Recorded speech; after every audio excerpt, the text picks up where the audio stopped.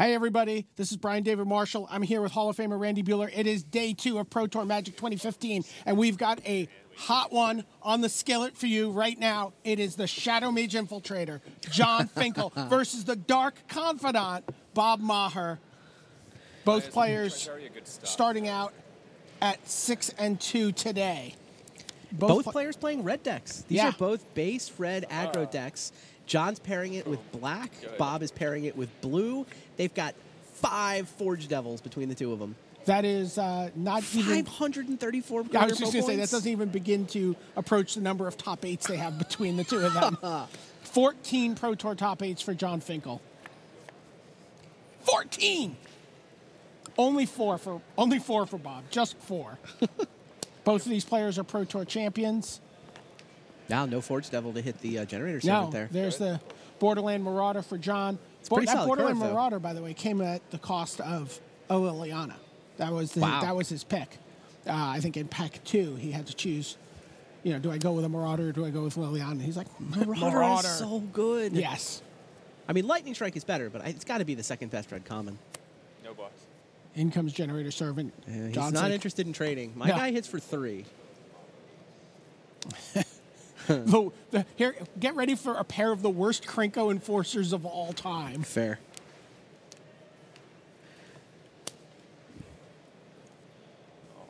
Got you. Yeah. Just trade them off. Yeah. And Happily trade that for Borderland Marauder. Go ahead. It's like best case scenario. But Foundry Street Denizen gets in, starts to do a little bit of work. John does not have any black mana. By the way, that's not a typo. Jon Finkel is playing Lava Axe. What has the world come to? Yes, it is actually foretold as one of the signs of the apocalypse. Oh, Inferno Fist onto the Generator Servant. Yeah, you clearly block. If Bob's going to let you block here, you do.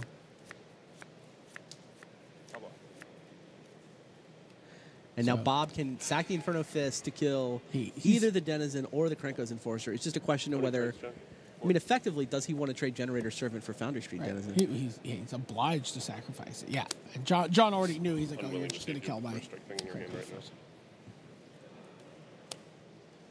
Yeah, he's worried about crowd's favor. That totally makes sense. And then he had the Forge Devils to take out the Foundry Street. Bob has a card stranded in his hand as well. You see a research assistant sitting there. Yeah, both players are on mono mountains. Good. These Krenko's, this is not the matchup for Krenko's Enforcer, is it? No, it really isn't. Don't you just trade it for Generator Servant at this point? John wants to have a creature? Yeah, maybe John has some enchantments of his own that he needs to stick. Let's see. Yep. Go ahead. Belligerent Sliver. But by the way, it really is raining Cone of Flames from the sky. Yeah. This weekend, but both of these players are playing Cone of Flames. Oh, geez, they both have one? Yes. Is that the best non-rare in the set? No problem. It certainly seems like it has to be. It's my pick. Oh, yeah. I'm seeing this one. You know, just look over at any random board and think about how awesome it would be if you drew a Cone of Flame. So, yeah, here's an Inferno Fist. Yep. 4. Yep. Bob checks his hand for a Lightning Strike, says, well, no, yeah, that resolves. John gets in for 4. The Belligerent Sliver requires that you're blocked by two creatures. Go ahead. The players are going back and forth here.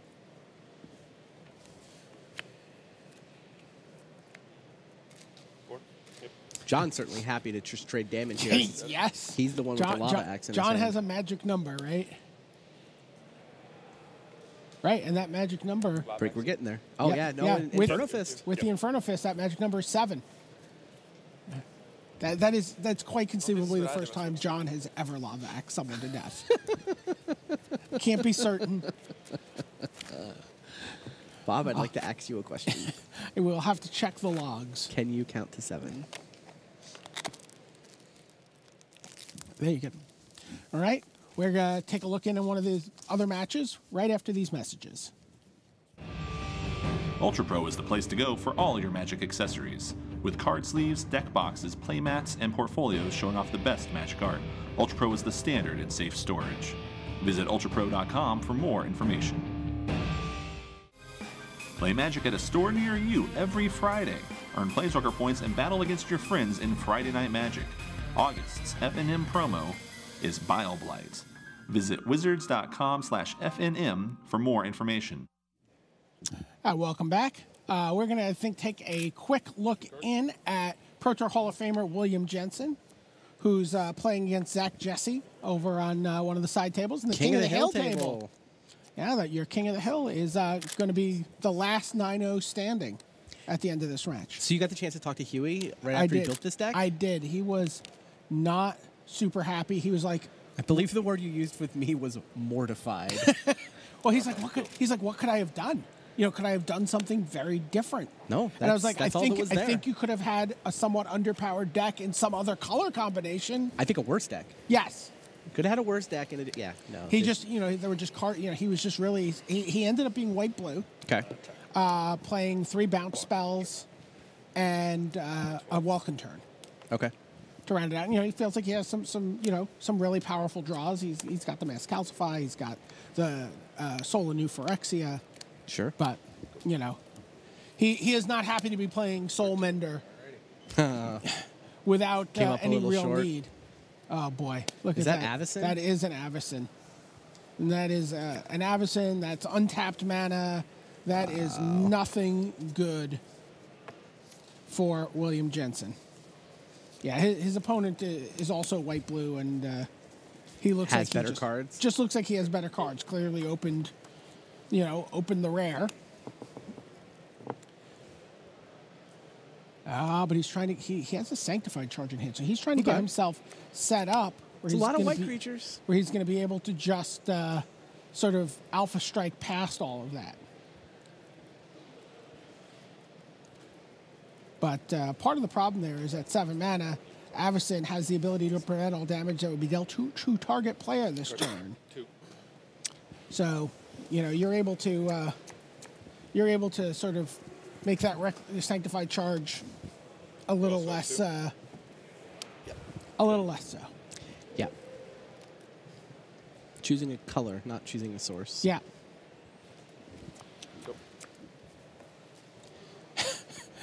Yeah, you don't tap mana when you have Avacyn. Yeah, he's like, no, you're gonna need to make me tap my mana somehow. The good news for Huey here, though, is that Zach Jesse is actually the King of the Hill, and that title has been cursed. It was only defended once yesterday. Changed hands 7 times. There's a Geist of the Moors. I think the Kings of the Hill collectively across those 8 matches only won 4 games. Okay, well, these guys are going to be here for a little while, and we're going to go back to our main table to watch the Worlds rematch between Jon Finkel and Bob Maher. Was Worlds 2000? I believe that was 2000, yeah. Playing Tinker decks. John won, but Bob won Player of the Year. Yeah. So. Yeah, that's the first game they played. Just absolutely one of the best games I ever saw. They're throwing haymakers back and forth. Those Tinker decks. Yeah, all sorts of crazy paying. Yeah, it was Phyrexian processor. Pay 19 life so that the processor can make 1919s, and then Bob makes that play, but John is able to get out of his processor with a voltaic key so that he can make 2 1919s every turn and get ahead and eventually win the game. Just craziness. Here, John and Bob chatting with Tim Willoughby there.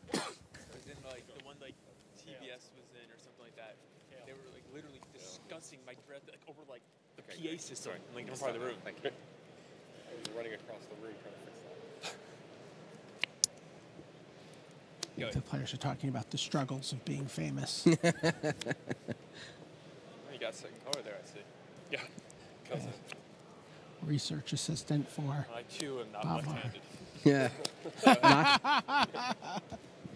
Neither one of them showed their second color in the first game. That's okay.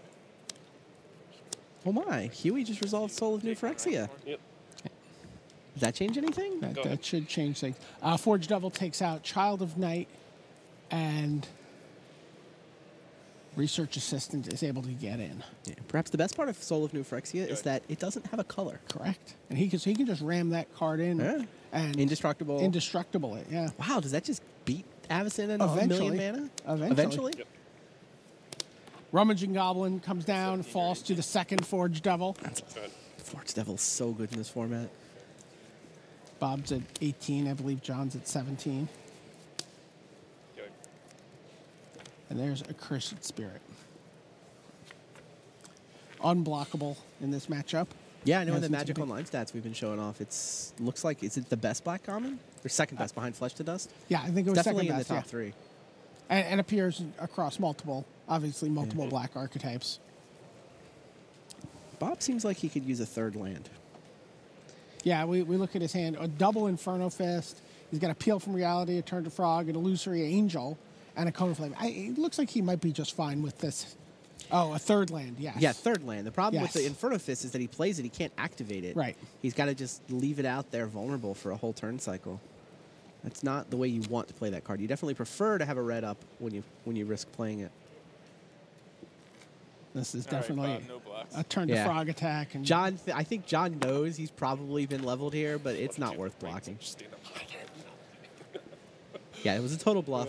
John could have picked off a Forge Devil, but John played around Crowd's favor in game one. Bob remembers that John played around the risk of Crowd's favor in Sure. game one, so he represented Crowd's favor. Got it, snuck in that extra point of damage. Snuck in really 3 extra points of damage. Peel. yeah, PL bounce.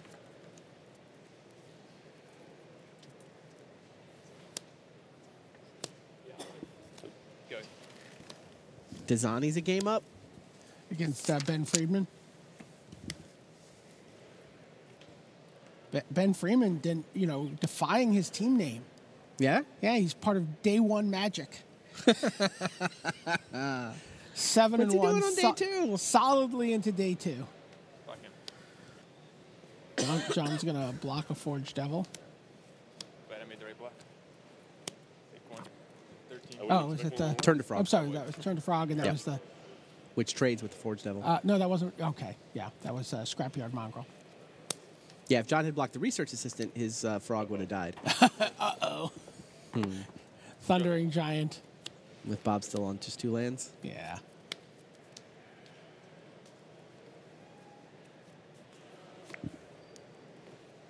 And and Bob has all the tools in his hand.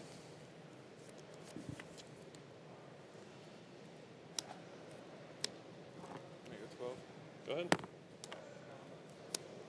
Yeah, it sounds like that Soul of New Phyrexia is just munching away at Zach Jesse's creatures.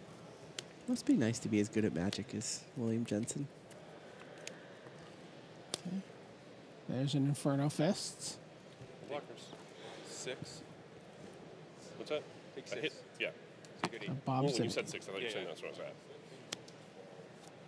Yeah. Sacrifice the Inferno Fist to kill that, to kill the hell out of that Generator Servant. No third land still for Bob. That's too bad. We've seen these gentlemen play better matches of Magic. Still very much in it, though. It's only Bob's 3rd loss Sick if part he, is I if he did not does, in see fact. Swamp to start as well. Yeah. I just got lucky. That is Magic sometimes. I mean, saying that, like, you can still easily win, obviously. What's that? You can still easily win, obviously. I wouldn't say easily. Maybe overstating things. Yeah, you see the full fist of cards Bob is choking on here. Just Inferno Fist and hope you get to block Thundering Giant. Is that the line? Not a great line, but I No. mean, what else are you going to do? Yeah, I mean, wow, Huey won that game. Yeah. Jeez, that's all. 12 life from the Soul Mender Yeah. to gain enough time to find the Soul of New Phyrexia and just crash in there indestructibly every turn. And he kind of had Zach Jesse pinned down. Yeah. Right? Like, he's like, if Yeah, you yeah, yeah. ever If activate you ever that. tap out, I'm just going to Sanctified Yeah. charge you. Yeah.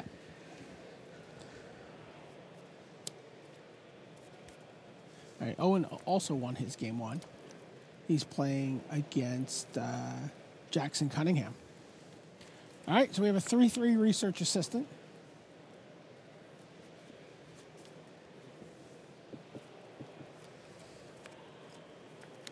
Thanks to Inferno Fists. It's all supposed to be lands in your hand. No, they're not. This is actually really unlucky for you. Oh, it's the red Paragon. Oh, jeez. Don't say. So Pack 5. 5-4 gets in. Paragon of Jeez. Fierce Defiance says, Yeah, Bob thought he might be able to block the Thundering Giant, but Paragon gives it that 4th point of toughness. and a Frenzied Goblin for the for the just absolutely Frenzied Goblin for the possible rub-ins. way. Right on time. 3rd lane's not even a mountain. Yeah, can't play the Illusory Angel. Need to play another spell to do that. Kai's frog, by the way. You got it. It's the same as his Minotaur, yeah. There you go. Jon Finkel He's takes the like match 2-3 Minotaur. 2 games Has to to look like 0 a little over bit, Bob so- Maher. Good. Like, actually, I thought I actually thought there was a decent chance of still winning that game until you killed the General Berserker. So you get a look at all the players. But even if That back table is Ben Friedman and Jeremy Desani. Desani's up a game, is that what we heard? Yeah, Desani is up a game, I believe. Owen is up a game, and Huey is up a game.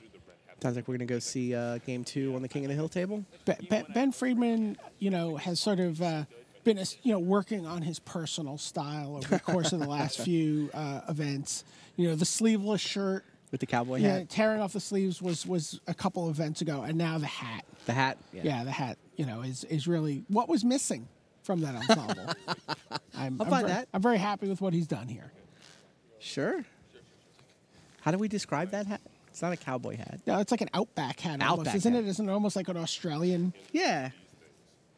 I don't know if that's the correct term for it. I'm sure I will be able to find the correct term for it on Twitter any moment. Sounds about right. Yeah, you hear Bob and John sort of talking like, I had double forge double. I also had double forge double. That's triple for one of them. They have I 5 had, between I them. had a cone of flame. I had a cone of flame. We should be friends.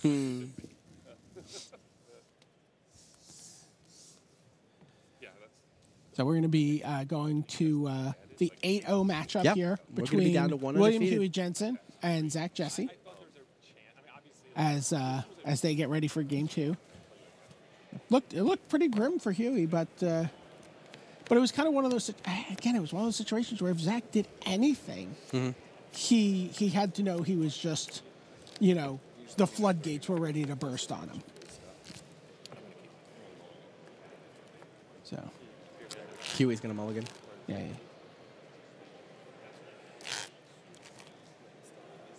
Yeah, so the players we're just going to stay here with these guys. Watch Huey's shuffle technique. So Zach Jesse, probably not a name that's familiar to everybody. No, not at all. But playing about, what did we say, his 5th or 6th? 5th Pro or Tour? 6th Pro Tour, yeah. I heard both numbers. Spent all of his preparation time studying for the bar. Oh, my gosh. He took the bar Tuesday and Wednesday of this week.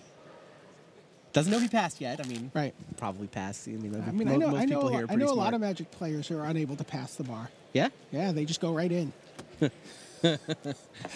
Fair. Chris Fennell also took the bar. This week? Yeah, this week. Same exact scenario. Barely got a chance to. I'm getting a disapproving look from Richard Hagon after that line. Okay, looks like Huey is going to keep these 6 cards, and they are going to get underway. I believe Fennell's 5'3". He's Yeah. in that scrum looking for a Worlds at Large bid. Yeah. Coming in at 5'3". So, Plains and Island for Zach, no play.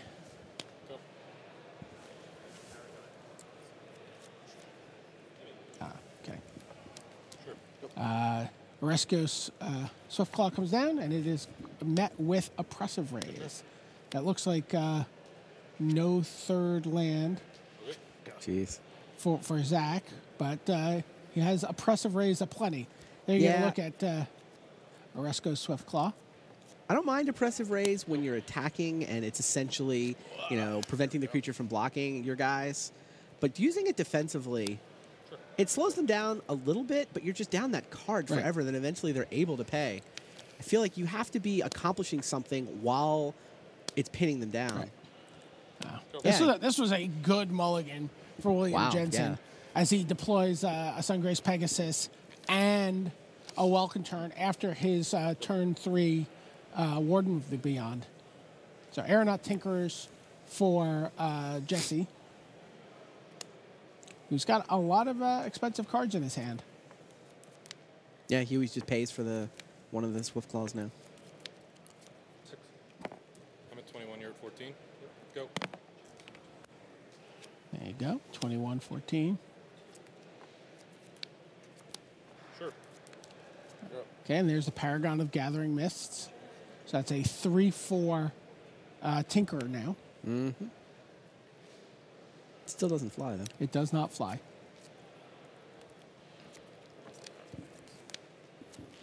I guess the Paragon can help send it to the air. And Zach is not looking, not the best table presence here in terms of... You're reading some tells in that body language? I have been known to have a losing slouch from time to time myself. Well, it's one of those things. Like, I'm playing Huey Jensen, who just attacks everything into the 3/4 and the 2/2. I think he keeps the Warden Beyond back. Take 3. I go to 22. You go to 11.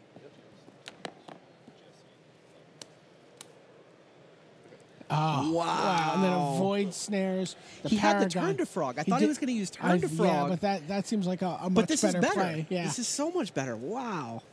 What a great line. I mean, I think it depended what it blocked, Absolutely. Right? He was like, no matter what you do Well, no, it's 2 flyers in the ground creature. So, yeah, it was always the 3/1. But, yeah, he wasn't looking to Turn to Frog. He was looking at Void Snare the whole time. There's nice guys play. to the Moors. Yeah, I mean, Zach doesn't really want to replay Paragon. He needs flyers. Okay, 3, 4, take 6. Yeah. I go to 23. You go to 5. Yeah, you can see Oppressive Race is just not getting it done here. No. Does not work on defense. Go. You see Huey just relentless, just keeping the pressure Indeed. on.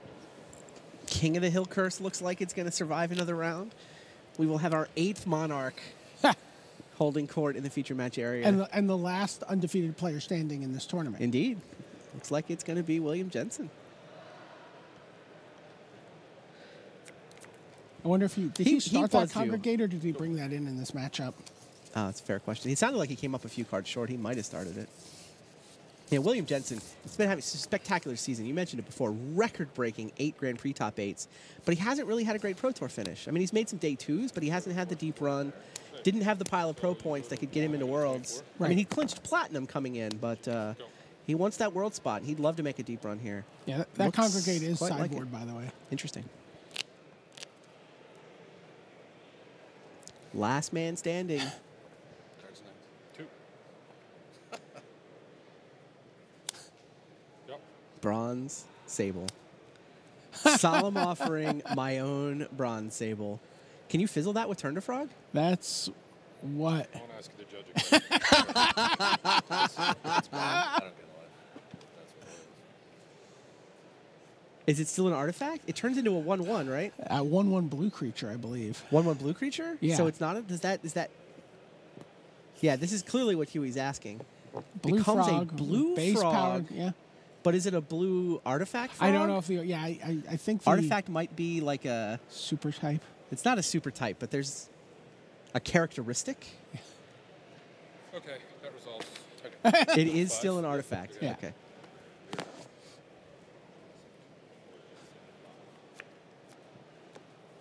Number 1 again. I'm at 25. Your go. That goes back to 1. All right, you got it. Thanks. There you go. Wow. William Jensen, 9-0. And with Last a deck, man he was standing. He was not happy with that deck. No. Sounds like we're going to swing across the feature match area. Still a pod 1 match? Yeah, still pod 1. Check in on our other featured drafter, Owen Turtenwald. His draft seemed to go better. Who's playing against Canadian Jackson Cunningham. Yeah, Jackson playing in his Pro Tour debut. Pro Tour debut, but there's certainly a lot of Pro Tour experience in the family. Yeah. He is Jeff Cunningham's younger brother. Fedge, as Jeff was known. Yeah. Made the finals of an invitational one year, got a Pro Tour top 8. Go ahead. You see an Altec Bloodseeker, Elvish Mystic. Yeah, it's Jackson with all the red-green monsters. Exile the Bard. So we go to 9. Oh, sounds like Yisan the Wandering Bard did some good work for Jackson this Ooh, game. exciting. I've not yet to really see that I've card had a pay couple off. of them. It's a little slow, but I mean, it's good if you get it running. Then you get a look at Owen Turtenwald's career. He's got just that one Pro Tour top 8. But when he finally got that, you really felt like that was gonna that's gonna open the floodgates for him. You could definitely see the resemblance to Jeff Cunningham there. Yeah, totally. 15 Grand Prix top 8s for Owen. 7 of them in one season. Yeah, that was the Player of the Year run he had a couple years ago. 5th ranked right now, and still live for Player of the Year. Yeah, absolutely. I mean, he'll have to make it. He'll have to win some games on Sunday, and I mean, if Desani's also on Sunday, it may not even be possible. But if Desani doesn't make Sunday and Owen does, then the race will go another day. I go to 4. Of course, Desani also 7-1 and a game up. Rot Feaster Maggot eats a Goblin Rough Rider. So 1, 2, 3. And there's an 5, Underworld 6. Scavenger. I have 3 here. You have 3 there. Yep. Comes down as a 6/6. Go ahead. So Graveyard's coming into play on both sides here. Mm-hmm.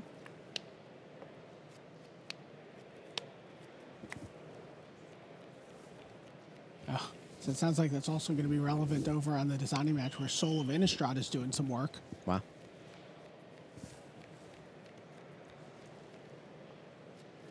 Owen can tap the Rot Feaster for Covenant of Blood, or he can Gravedigger. He just gets some guys on the board. He Gravediggers into Bronze Sable, plays Bronze Sable. What is he going to do about that 6/6? 2 cards. Yep.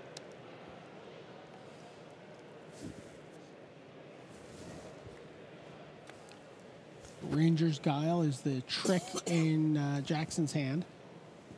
Looks like a couple of lands there.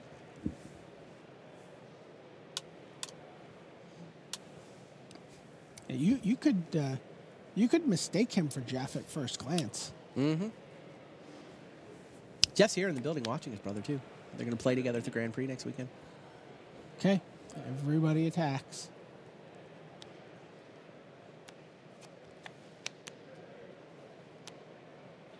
What do you think for a second? Sure. Owen's at 4, so you cannot let that Scavenger hit him. Yeah, looks like Chump the Scavenger. It's got profitable blocks if there are no tricks on the other 2 creatures. Lets the Runeclaw bear through. It seems like the right block. I mean, we know that Cunningham has Ranger's Guile. Owen's got to have a pretty wide range of tricks that he could have. All right, block. Now, Cunningham has the ability to use Ranger's Guile to turn the Mystic into a trade with Gravedigger, but I don't think he's going to. Doesn't want a 2-for-1 himself.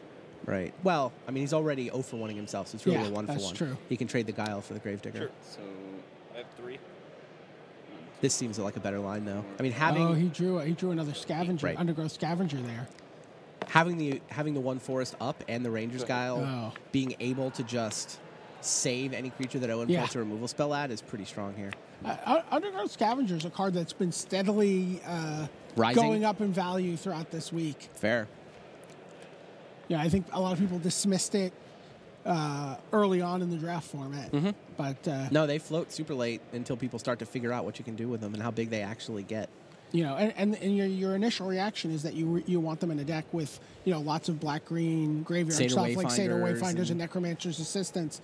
But sometimes you can just kill all your opponent's creatures. Comes up. And be very aggressive and offer a lot of trades. Mm-hmm. So many you see creatures trading all the time in this format. Yep, and that's the game. Jackson ties it up, 1 game apiece. A 6-6 and an 8-8 were just too much for him to deal with. So now we're going to bring you around to the mess that is the table between Jeremy Desani and Ben Friedman. There are a lot of permanents in play. It is dizzying. Soul of Innistrad is leading an underworld army for Ben Friedman here. Oh, there's an indestructible 5/5. The scissors have attached themselves to a Darksteel Citadel. So Aeronaut, a Good couple grief. of Aeronaut Tinkers, a Glacial Crasher, a Will-Forged Golem, a well-forged Darksteel Citadel.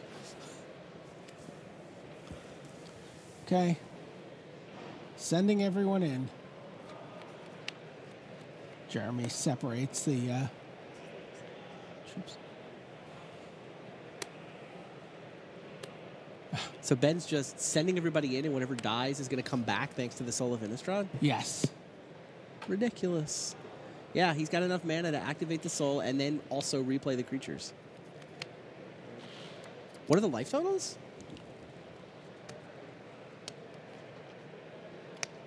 Take one. Quickling.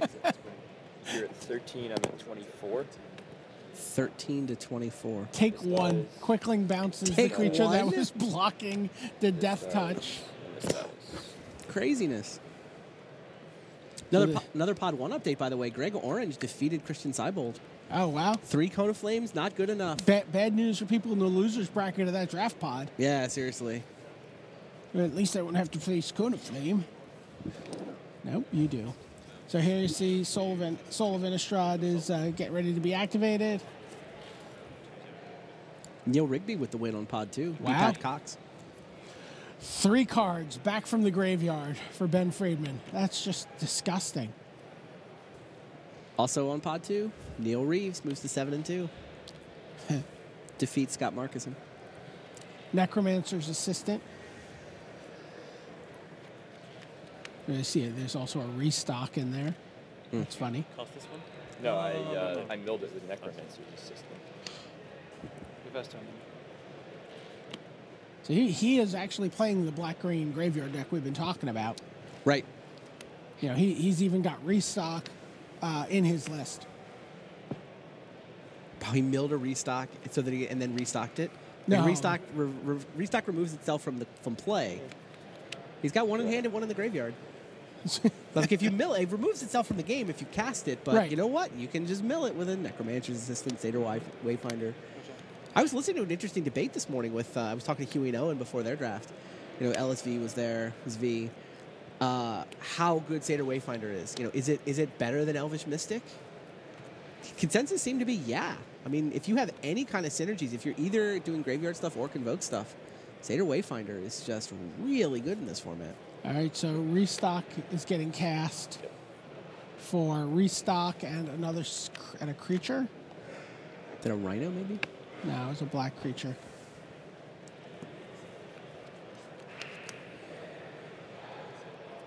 All right, well, we're going to let this mess continue to grind this out. And we're going to go back to That's a game 2, right? Desani's up a game? Yeah, that is game 2. We're going to go back to our game 3 match between our featured drafter, Owen Turtenwald, and his opponent, Pro Tour debutant, Debutant? Jackson Sure. Cunningham. Jackson comes out of the gate with a Frenzy Goblin. Matt Sperling won his match on table 1. Defeated Pierre Mondon.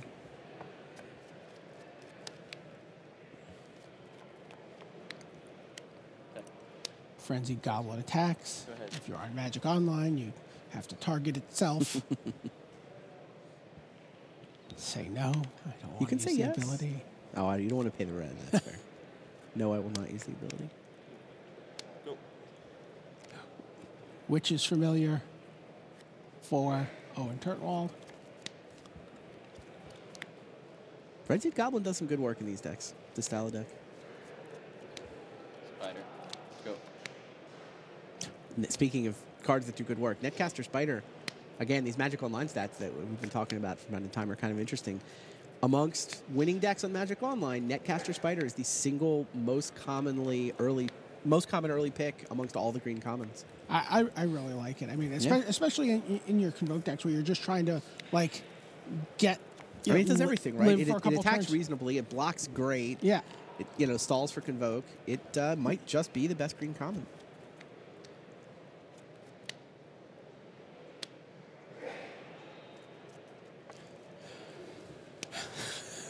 So Endless Obedience is just reanimated Master of Predicaments out of Dizani's graveyard, by the way, on the back For table. Ben Friedman? Yeah, for Ben Friedman. And Restock got 2 Flesh to Dust. I don't even know what's going on there. There are literally 30 creatures in play. Yes. I think Restock on 2 copies of Flesh to Dust sounds to me like Ben Friedman is going to successfully force Game 3. The details sound kind of messy, but... Okay, Cursed Spirit comes down for Owen after an attack from Witch's Familiar.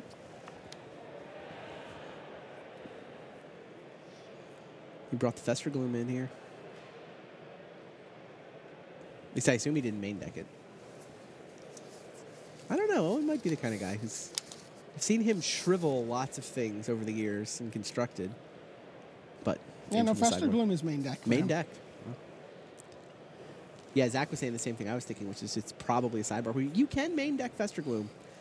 So many one-toughest creatures. I mean, both the aggro red decks and the aggro white decks are kind of soft to Fester Gloom. You can 2 for 1 them, 3 for 1 them. Yeah. Take out all the flyers from a Triplicate Spirits and maybe somebody else for your trouble. Yep. It looks like it's supposed. It looks like one of the normal bad black sorcery that every limited set seems to have, but Go ahead. It's better than it looks. So Inferno Fists comes down, turns the Spider into a 4/3 full time, and with the help of the Frenzied Goblin, gets in for 5 there. Divination. We saw Owen take that card very early. The Divination. Yeah. Took that very, very early in pack 2. See, he's looking to just live long enough to get to that Obnixilis Unshackled. Mm-hmm. He's got the lands in hand for it.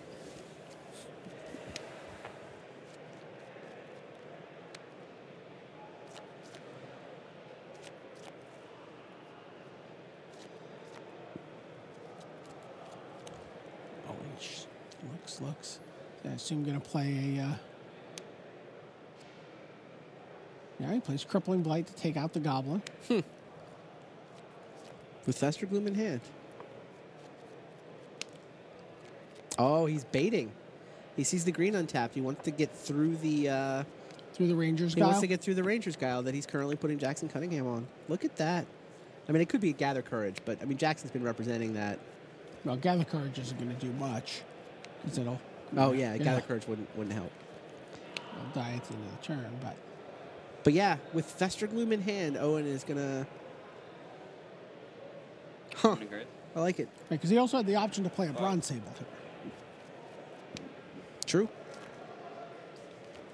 But he also knows his Bronze Sable is going to die to his Fester Gloom.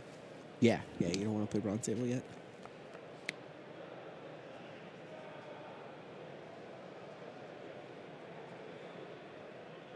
Man, I don't know if I could have killed a one toughness creature while holding a Fester Gloom.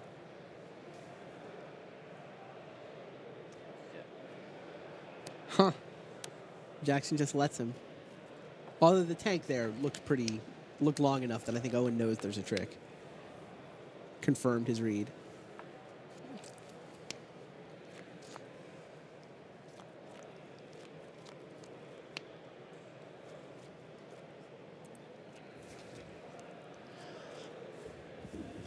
Now, at this point, I mean, Owen can play a land. What's his debate?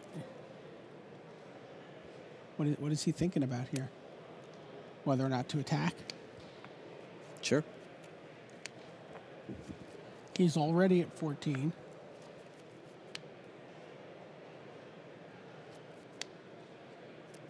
Go. Keeps both creatures back.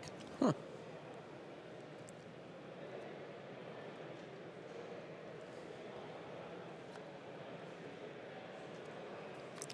He just wants to force Jackson's hand here. Well, a Cursed Spirit is a pretty good block on the Spider, right? The Spider's 3 toughness, so Cursed Spirit can trade for it. I mean, I think Owen kind of knows his Accursed Spirit is effectively dead to the Inferno Fists. Right? That's about as juicy an Inferno Fist target as the Inferno Fist player is ever going to find. Like, sure. 4-mana creature, but it's only got 2 toughness. And Owen figures if I attack, he's just going to Inferno Fists it. Maybe he'll let me block with it. Or I could force him to sort of preemptively use the fist, and then I don't get hit for the extra damage.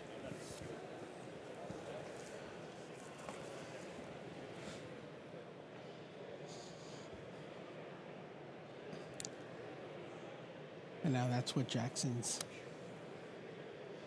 And if you pre-combat Inferno Fists, well now, the Witch's Familiar can block the Spider.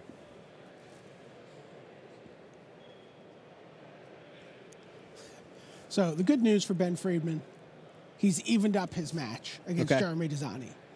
The bad news, there's only 15 minutes left in this round, and his deck does not look like it wins in 15 minutes. Yeah, and Jackson sees all the issues with trying to attack and Inferno Fist and just ships the turn. Yeah, his hand's not great. He's sitting on 3 lands and a Guile. Yeah, he doesn't have much. You don't want to just kill the Accursed Spirit, or maybe he's just going to wait till he can do that to end do step. that. Yeah. And here's Ob Nixilis. You might want to Hello. do that, and he's going to... What does Ob Nixilis do exactly?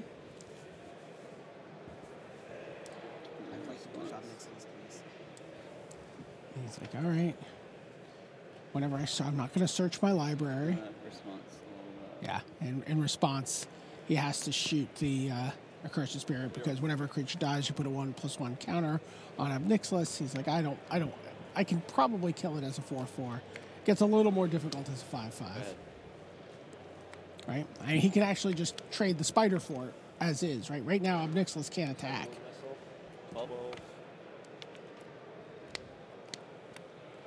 So, Sign in Blood for Owen Turtenwald as he looks for answers. He just sends in his 2/3. 16? Yeah.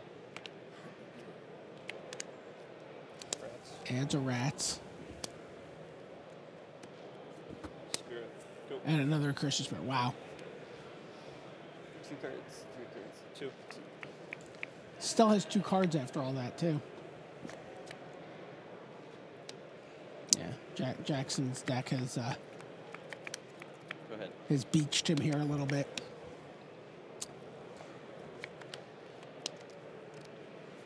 Attack. And even with the Fester Glue in hand, Owen doesn't want to attack into the Spider because he suspects that there's that Ranger's Guile. So he could make it into a 3/2, but then figures with the Fester Gloom, with the Ranger's Guile, it becomes a 4/3. Yeah. Go. Just a rather lopsided board. Yeah, Cone of Flame's not even going to do it here. Go. Owen has just played around that Ranger's Guile. He's played it really well.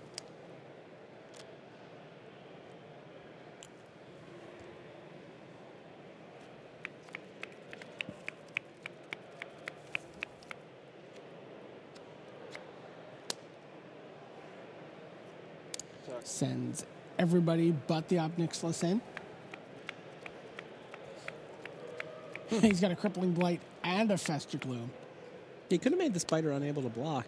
But again, the Ranger's Guile is what he's anticipating here. Sure. Bronze table? Yeah. Pass priority. Okay. Combat range.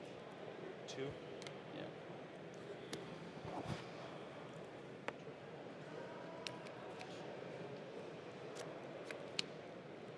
Fester Gloom. Cast Fester Gloom. He's like, show me the Ranger's Guile now.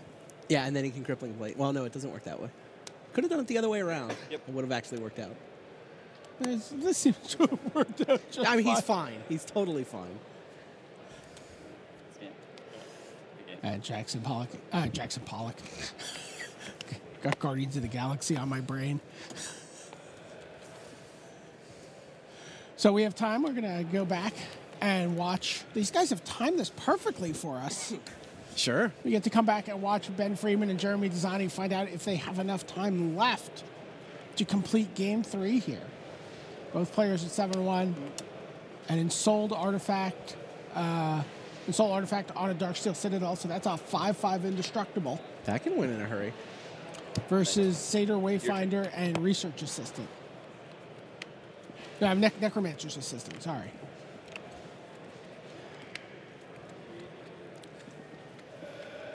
The two cards are the inverse of each other in power and toughness. The two assistants. Guess so.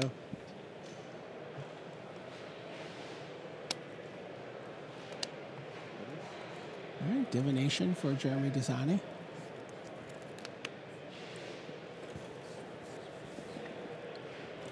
Like you think about Darksteel Citadel and Ensouled Artifact, and to me that always feels like the proverbial magical Christmas land. You're like, oh, that'll never happen.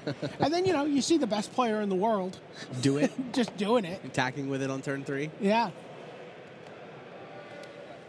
And 4. And 5. 14. Your turn. Yep. Oh, +1/+1 counter on the Necromancer's Assistant. Gets in for 5. 5. But that's what Jeremy's continuing to do.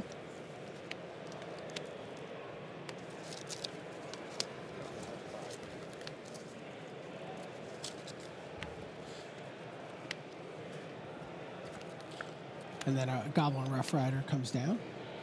What does Ben do about the scissors? I don't know. I mean, he managed to get Desani onto his heels in the last game, because that was also the case. But there were like 12 lands in play. There were a million lands in play. How do you feel about Living Totem? It's okay. It's okay? It's playable. I don't love it. It's a little slow. It's a little clunky. A Crippling Blight on the Rough Rider.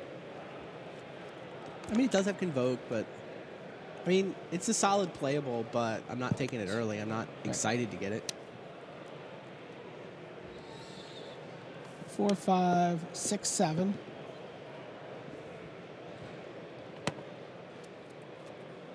I guess Ben Freeman's plan with what to do with the scissors to just race. Yeah.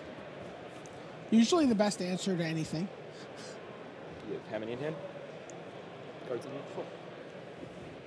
I mean, he's down to 5. He's taking 3 hits, but if he plays a chump blocker, he can take a couple from the Goblin. Yeah. And I mean, 7 + 7 would be 14. 7. All right. 7. Wow. Go. Now, if Desani can remove that blocker, he just wins. Right. So he plays the Sliver. Venom Sliver. Poison. No tricks on the green Baleful Friedman's Eidolon side. No tricks for Desani either, it looks like. Now is Desani suddenly going to be forced to play defense? He cannot. He has a Bronze Sable he can play. That's not a Lava X.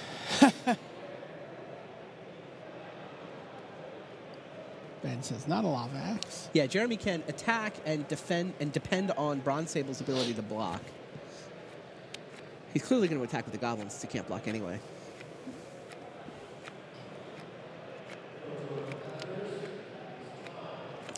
Just the Goblin for 2 and then play Bronze Sable? 6.5 minutes. 6.5 minutes left, you hear the judge say. Is he going to attack with just the Rough Rider? I think that makes sense. Yeah? I think you need the 5/5 Indestructible. There's very little that can go wrong with it. And also, like, Jeremy loses this race. He can't just... Ben can chump block the 5/5 Indestructible next turn as well. Right. And Ben's attacking for more. Right. And next turn, Ben gets to play... I mean, Sonic gets to play Glacial Crash. Exactly. So...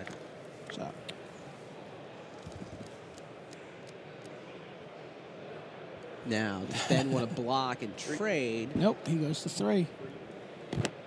Now he's in Lightning Strike range. That's probably what he was worried about. But I think he's right to take it there.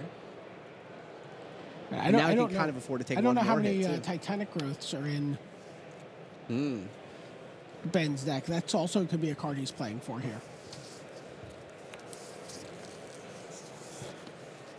Take a look at his list.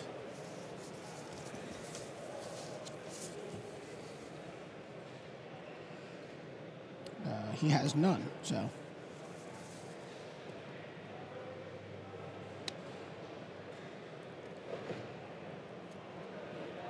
Yeah, this is one of the last matches in the room being played. I believe there's one other match on the floor. So that's a Netcaster Spider.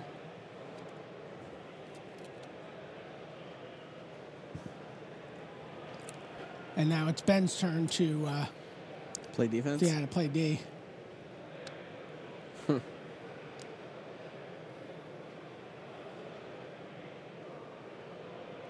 Can't imagine Jeremy attacking through that mess, right? Oh. Jeremy has a question for the judge. What's his question?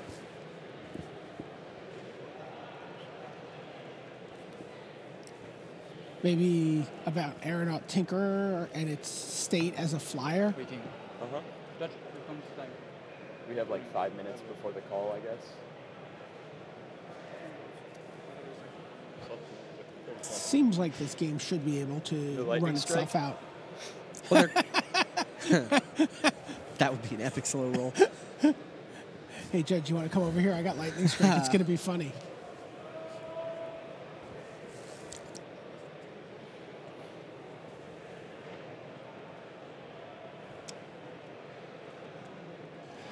So Desani was trying to remember whether Covenant of Blood is an instant or sorcery. Yeah, it is a sorcery. Yep.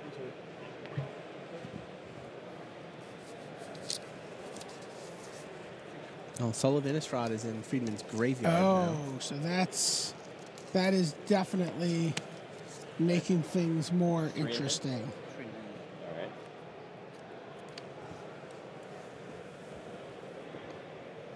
How much burn does Desani have? Get the list over there. Yeah. I mean, is he going to top deck a burn spell? I mean, obviously he's going to top deck a burn spell. He's Jeremy Desani. Yeah. He has an Inferno Fist. He does have a Lightning Strike. He has a Crowd's Favor. Okay. He elects your Glacial Crasher. Yeah. He's probably debating that versus the Tinkerer.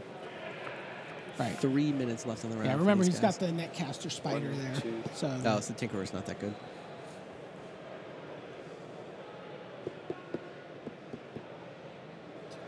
One, two, three. You're at 7, so 3 get through. Alrighty. Top decks a land. God! Desani was not happy to see the land off the top.